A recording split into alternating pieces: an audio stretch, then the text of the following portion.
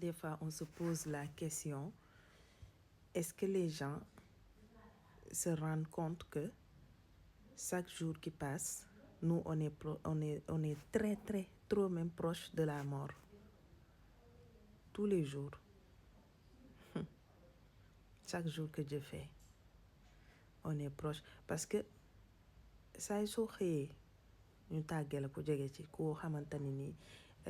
ku la jege la wala sa mbokk wala sa proche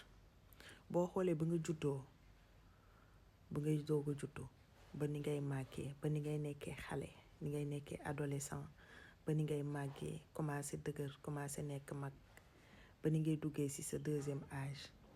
xooloo chemin boobu yëpp parcours boobu yëpp sa vie fi nga jaar ba am âge bi nga am ñi nga doon paasel sa enfance ñu ci bari dem nañ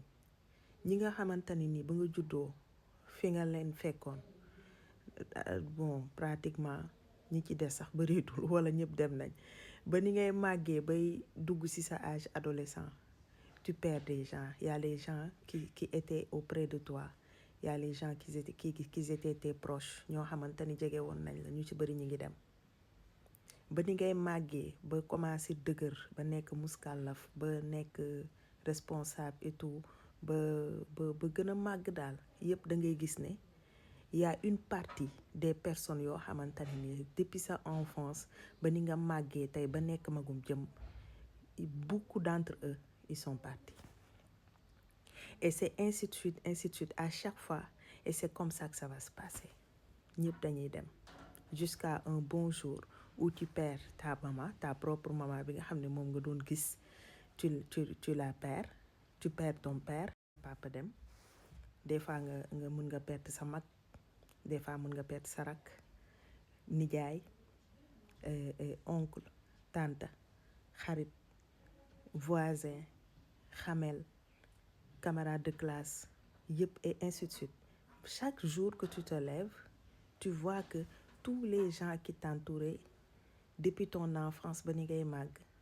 beaucoup d'entre eux sont partis et là loolu du dawal tuuti sa réflexion à te dire que yow mi sa bopp tamit da ngay dem kañ lay doon xamoo kañ lay doon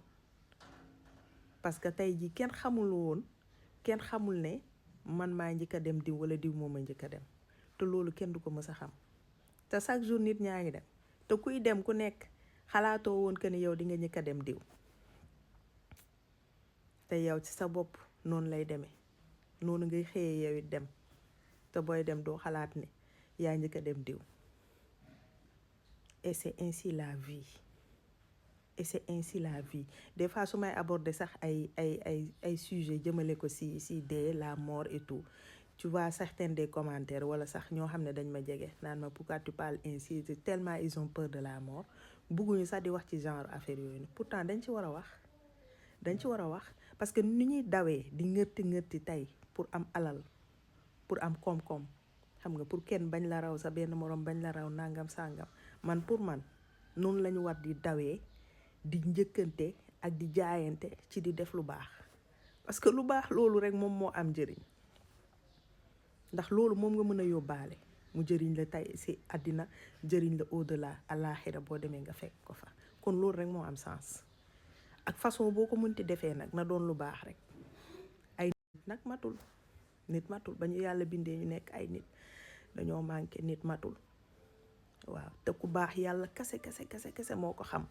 bu leen juger bu leen xool apparence bu leen xool melokaanu nit bu leen xool colin ba bu leen xool kenn xamul yàlla kese moom moo xam ku baax bu leen juger kenn ci lenn waaw fa nga koy yaakaaree fa nga koy foogee sax amaana du foofu feneen la te nit dafa bari ay facettes yu làqatu ci nit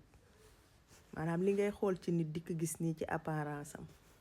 ba di ko juger fekk am na leneen lu nekk ci biir loo xamante ni nii yow doo ko xam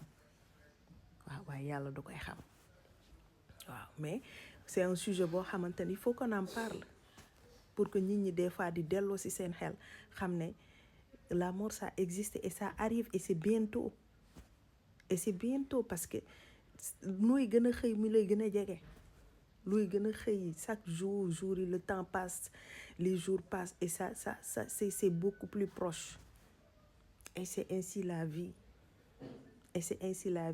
Et moi je me dis qu'on ne doit pas avoir peur de ça, parce que la vraie vie ça commence à partir de la mort. loolu nag imaan la te degré la tolluwaay la waaw ngalla nañuy góorgóorlu rek ci lu baax, nañuy def lu baax, nañuy defante lu baax, nañuy waxante lu baax, na ku nekk di jaayante ci def lu baax, dimbali ay néew ju doole, dimbalante def lu baax, nañuy jaayante ci loolu. ni ñuy jaayante di rayante pour am koom-koom ak pour tekki, nañ di rayante noonu pour di def lu baax, ndax loolu moo ëpp njëriñ ci àddina ak àllaaxira te loolu rek moo am sens waaw.